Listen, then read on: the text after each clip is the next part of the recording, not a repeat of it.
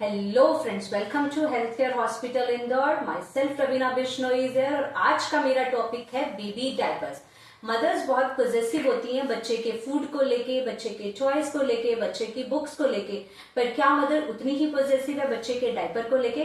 तो आज हम बात करते हैं इसकी मैन्युफैक्चरिंग और इसके अंदर डलने वाले केमिकल्स के बारे में जिससे ये डायपर बना होता है। जो डायपर होता है उसकी जो फर्स्ट लेयर होती है, टॉप लेयर, ये यूरिन को एब्जॉर्ब करती है और नेक्स्ट लेयर तक पहुंचाती है और इसमें कुछ इमोलिएंट लगे होते हैं जो बच्चे को रैश फ्री करवाते हैं। इसमें कुछ लोशंस लगे होते हैं। नेक्स्ट जो लेयर होती है ये सेलुलोज की और पॉलिएस्टर की बनी होती है जो इवनली डिस्ट्रीब्यूट करती है यूरिन को पूरे डायपर के अंदर। नेक्स्ट जो लेयर होती है जिसे बोलते हैं एब्जॉर्बेंट लेयर, जिसमें सुपर एब्जॉर्बेंट पॉलीमर्स जो बने होते हैं उनकी ये बनी होती है। ये छोटे छोटे ग्रेन्यूल्स होते हैं, मतलब पाउडर फॉर्म के जैसे होते हैं और ये इसमें वूल पल्प होता है, कॉटन इसके अंदर लगा होता है। ये जो अपने वेट के 50 टाइम्स अपना वेट कैरी कर सकते हैं, अपने वेट से 50 टाइम्स वेट जो है कैरी कर सकते हैं। ये धीरे धीरे जैसे इसमें एब्जॉर्बेंट डलता है ये जेल की फॉर्मेशन कर लेते हैं, एक जेल बना लेते हैं जिसे ही बोलते हैं बबल जेल लॉक टेक्नोलॉजी। तो ये जेल फॉर्म के अंदर आ जाता है, इसीलिए फ्लफी और भारी हो जाता है आफ्टर यूज के बारे में। उसके बाद में जो लास्ट लेयर होती है ये वॉश प्रूफ लेयर होती है, यहां से लिक्विड बाहर नहीं निकलता। तो आप देख सकते हैं कि इसमें कितने सारे केमिकल्स का यूज हो रहा है। सबसे ज्यादा जो इसके अंदर यूज होता है, जो हमें पता भी नहीं होता है क्योंकि कोई भी डायपर की कंपनी उसके ऊपर कंटेंट को लेबल नहीं करती है। इसके अंदर डले होते हैं जो मैंने पिछली वीडियो में बताए थे, सैनिटरी नैपकिन्स के अंदर जो डले होते हैं chemicals, volatile organic compound, phthalates, डाइऑक्सिन्स।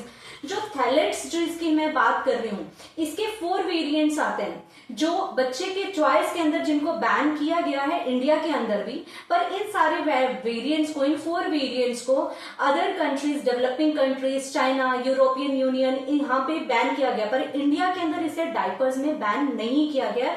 और ये केमिकल्स कार्सिनोजेनिक होती हैं। ये एंडोक्राइन को डिस्टरप्टिंग केमिकल्स होते हैं, एंडोक्राइन सिस्टम पे बहुत इफेक्ट करते हैं, बच्चों के हार्मोन्स में चले जाते हैं, लिवर और किडनी पे इन्फेक्ट करते हैं। और ये जो केमिकल्स होते हैं थैलेट, ये क्यों इसमें यूज किए जाते हैं? क्योंकि ये प्लास्टिसाइजर है। थैलेट एक प्लास्टिसाइजर है, प्लास्टिक के अंदर मिलाया जाने वाला केमिकल है जिससे कि उस प्लास्टिक की ड्यूरेबिलिटी, इलास्टिसिटी, ट्रांसपेरेंसी बढ़ जाती है।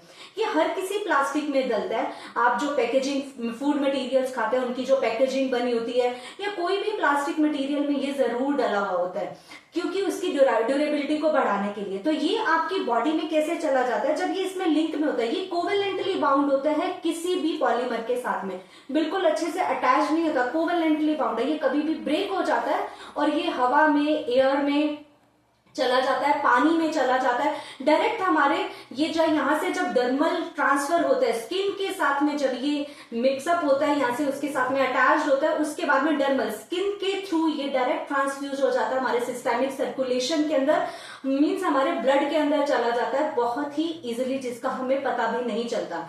तो इस केमिकल की वजह से काफी सारे हार्मफुल इफेक्ट होते हैं जो हमने पिछली वीडियो में पढ़े थे कि कौन कौन से इसके हार्मफुल इफेक्ट होते हैं। मदर्स के लिए सैनिटरी नैपकिन में भी सेम यही चीजें यूज होते हैं जो मदर की रिप्रोडक्टिव हेल्थ के ऊपर इफेक्ट करते हैं।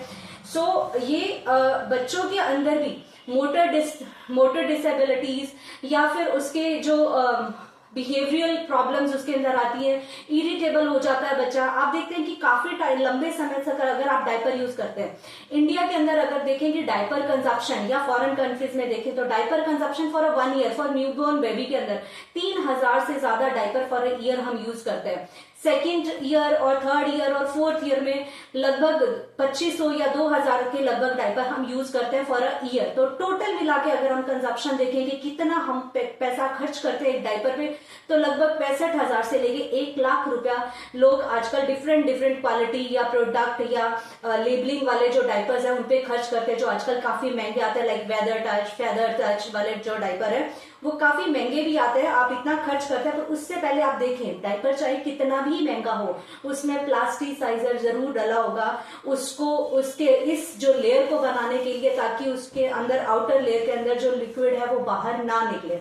सो you have to be concerned about the using of diaper. बहुत लंबे समय तक जब हम डायपर का यूज करते हैं तो आपने देखा होगा बच्चे में एक और प्रॉब्लम आती है कि बच्चा यूरिन को इजीली पास नहीं करता जल्दी, वो अपना यूरिन को रोकना सीख जाता है, वो धीरे धीरे पोर्शंस में यूरिन को रिलीज करता है, जिससे देखते हैं कि वो काफी लंबे समय तक जो यूरिन, अगर हम भी बात करें अपनी, हम जो यूरिन एक बार में जब रिलीज आउट करते हैं, वो बच्चा अगर नींद में होता है और उसने डायपर पहना तो वो इजीली रिलीज नहीं करता, वो स्मॉल स्मॉल छोटी छोटी प्रोपोर्शन में उस यूरिन को रिलीज करता है, और उतनी देर तक जब तक कि उसका पूरा यूरिन रिलीज ना हो जाए, वो 1 घंटे इतने दुविधा में रहता है, तंग होता है वो बच्चा, इरिटेट होता है 1 घंटे तक जो यूरिन एक बार में। तो आपको ये करना चाहिए फ्रेंड्स कि आप डायपर का यूज करें, बट इन अ लिमिट। कुछ स्टडीज ये भी कहती हैं कि डायपर यूज करना is good for the health of babies, इसी वजह से कि मुझे अच्छी नींद आ जाती है, बार बार गीलापन नहीं होता।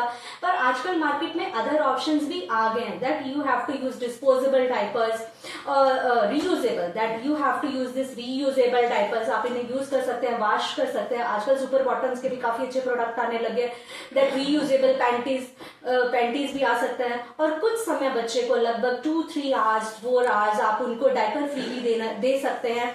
सो you have to use less this non-biodegradable waste to the mother earth and save the mother earth. Thank you. Have a nice day. Bye bye.